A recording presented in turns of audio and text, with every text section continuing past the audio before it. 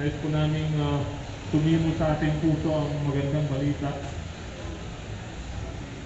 Hindi po kami narito upang i-promote ang aming religion. Hindi po. We are here, ladies and gentlemen, citizens of Baguio, to tell you that Jesus Christ is Lord. To tell you that we need God in the name of Jesus. I will begin this public preaching and a message with a prayer.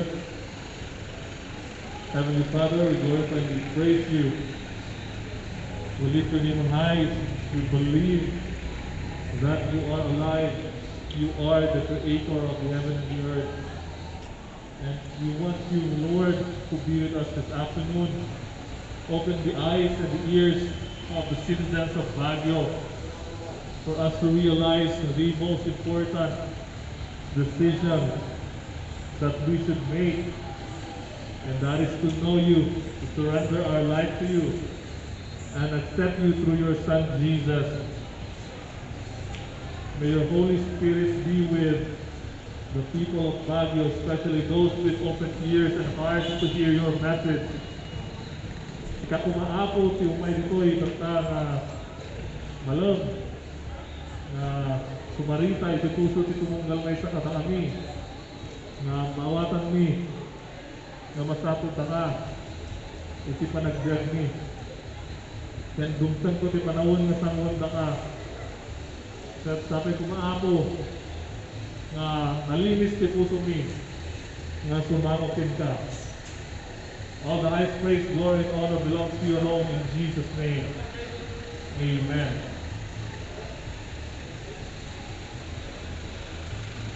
Blessed afternoon, citizens of Baguio. I'll tell you the gospel of Jesus Christ. For I am not ashamed of the gospel. It says in Romans, I am not ashamed of the gospel of Jesus Christ, because this is the power of God unto salvation for those people who will believe His message. Ano nga po ba yung sinasabi sa Biblia ng kaligtasan? Bakit kinakailangan maligtas ng isang tao? Why do we need to be saved? And how can we be saved? Ang sabi po sa Biblia, we are wretched people because from the beginning we were separated from God. Our great-great-grandparents, si Adan at si Eva ay nagkasala at naipasa ang kasalanan na ito sa lahat ng henerasyon dito sa mundo. Kaya ito po yung dahilan kung bakit meron tayo tinatawag na carnal nature. We live in the flesh, we love and we desire sins of the flesh. Kahit na ayaw natin magsinungaling, bakit napipilitan tayong magsinungaling? Bakit kahit ayaw natin magalit, tayo ay nagagalit? Bakit nandun ang selfishness palagi sa ating puso? We prioritize ourselves most of the time rather than seeking God first and others, and ourselves last, supposed to be. But we have this carnal nature. We are selfish. Our flesh is full of sin. That's why the Bible says we are wretched. Dahil sabi ko sa Romans 6:23, the wages of this sin in the flesh, ang kabayaran po ng mga kasalanan natin dito sa ating physical na katawan ay kamatayan. Not only talking about physical death, but the Bible is talking about spiritual death. That is why in our own selves, my friends, we are hopeless. We are hopeless because one way or another, we are going to die physically. But the bigger problem is when we die spiritually. Ano po ang sinasabi sa Bible na spiritual death? says in the Bible that if we are dead, if we die, and we did not reconcile with God, there is a place called hell prepared for the devil and his angels and all the people who rebelled or who disobeyed God. May masamang lugar po na pupuntahan ang mga hindi magbabalik loob sa Panginoon. Kaya kami narito, mga kapatid, upang sabihin sa inyo ang magandang balita. Although we are sinners, God made a way, but this way is so narrow. It says in John 46, Jesus Christ is the way, the truth, and the life. No one comes unto the Father except through Jesus. Bakit po ganon? Dahil ang Panginoong Jesus, the eternal God, the Son, became flesh, became a man 2,000 years ago to be the ultimate and perfect sacrifice for everyone. Siya po ay nagkatawang tao, nabalubay sa bundok ng Kalbaryo, namatay para sa iyong kapatid at para sa akin, para sa ating lahat, upang huwag na tayong mapunta sa impyerno. Ito po yung biyaya na tinatawag. This is grace. We don't deserve it, but God gave it anyway because of pure love. That is why I'm confident to say to you, my friend, even if you ignore this message, God loves you. And He will reach you out. But His Spirit will not always strive with us. There will be a day of reckoning, my friend. One day we will all stand before God. What have you done on the message, on the finished work of Jesus on the cross? Did you ignore it? Did you neglect it? Did you close your ears? Did you deny it? Or did you accept Him? Please, my friend, this message is important because this tells us our eternity. Ang kinakailangan pumaligtas sa atin, hindi po itong physical na katawan dahil mamamatay po tayo sooner or later. Wala pong forever dito sa earth. So physical earth na to, kahit na gaano tayo healthy sa ngayon, even if we are young, death can just come knocking at our doors. You don't know the time of your death. But inside you there's a soul who will live or die eternally. My friend, kamusta ang kaluluwa mo, kapatid? Are you nourishing your soul? Do you know that this soul is an eternal part of you who will only go either in heaven or in hell? Because of sin, all people should go to hell, but there is a way. For God so loved the world, He gave His Son Jesus. And whosoever believes on Him will not perish anymore, but will have eternal life. This is the good news, my friends. We are not hopeless because there is Jesus who died on the cross, but on the third day He rose from the dead, and He went back to the Father. And one day He said in His word He will come back. Will He find you and I faithful? O magugulat na lang ba tayo sa pagbabalik ng ating Panginoong Hesus dahil hindi tayo namanda? May nagdaang ba ito sa nakaraang araw?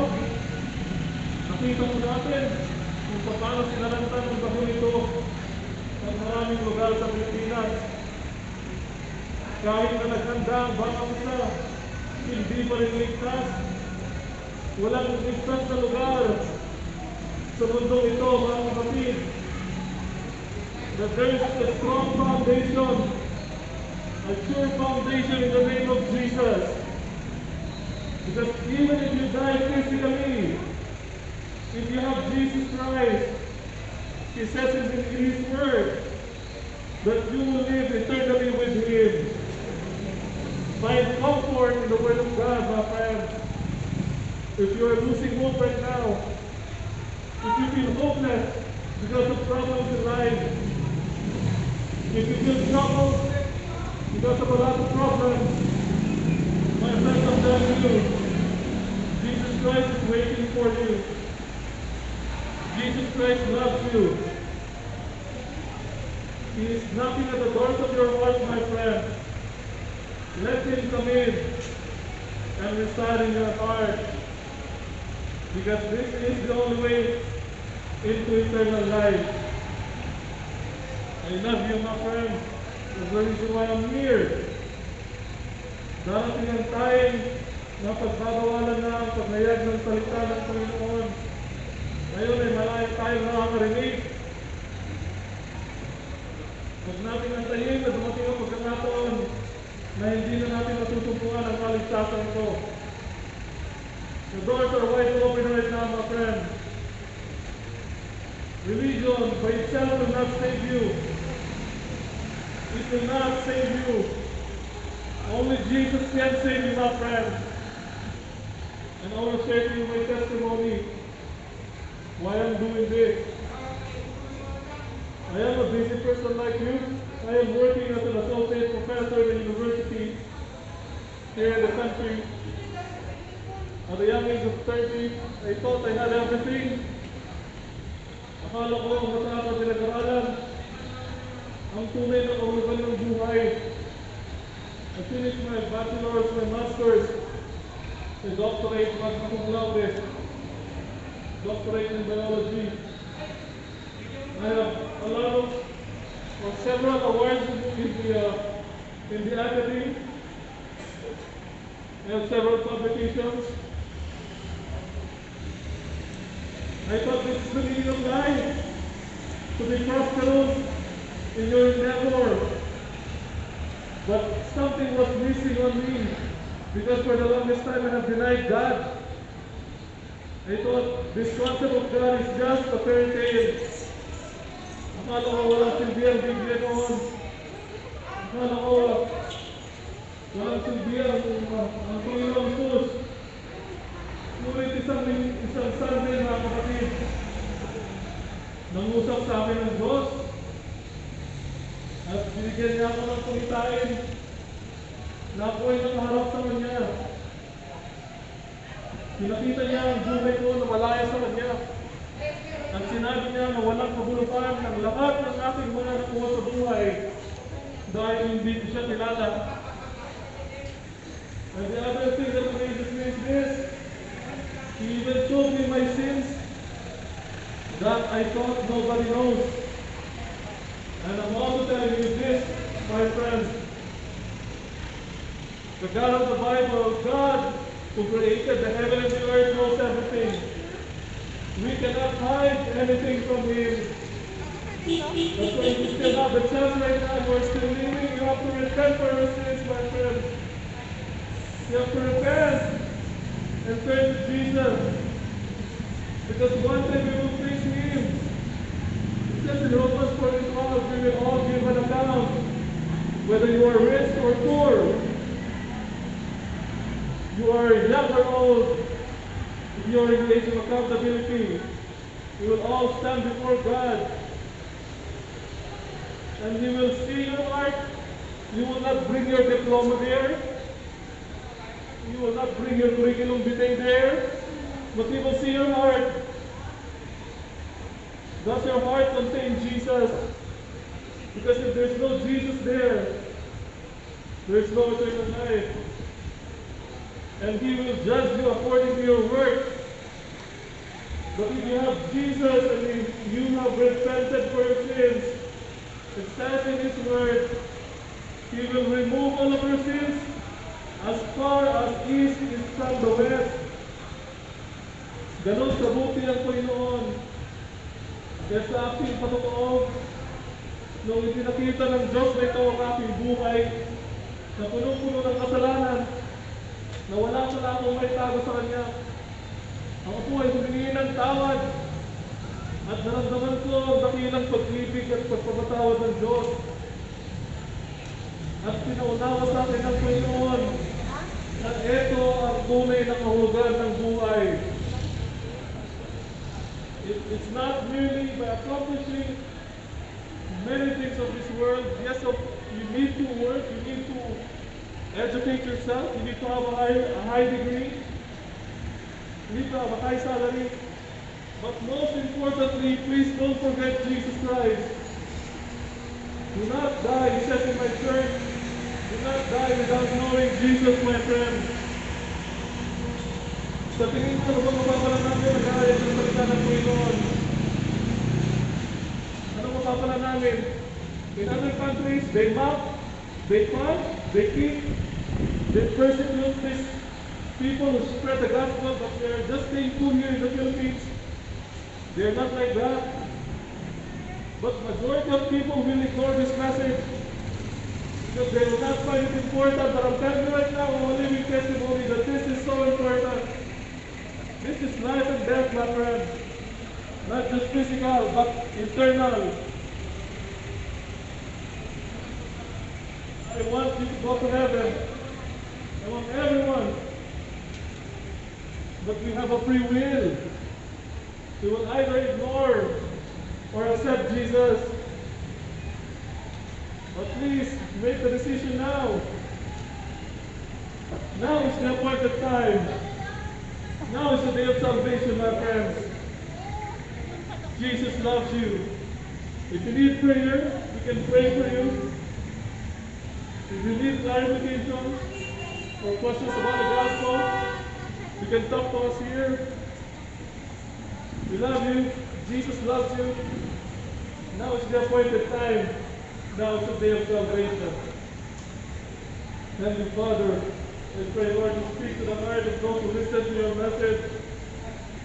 May we not ignore this precious gift, oh God, that you have sent your Son Jesus to die for us. Because we in ourselves are hopeless, but you are the way, the truth, and the life. No one comes to the Father except through you. I pray, O Lord, that you speak to the heart of everyone. Forgive us our shortcomings and sins. And we accept your Son, Jesus. May, from this day forward, O Lord, may we live according to your will. And may you always be with us, O God, because there's no other refuge. There's no other safe place but in your arms. And in your arms alone, O God. Bless the citizens of Baguio. Protect us, O Lord. Bless our mayor, the officials, the officers here, and the citizens of Baguio. May they know you, O Lord, and may they know you now. Because now is the appointed time. Now is the day of salvation. All glory belongs to you alone in Jesus' name. Amen.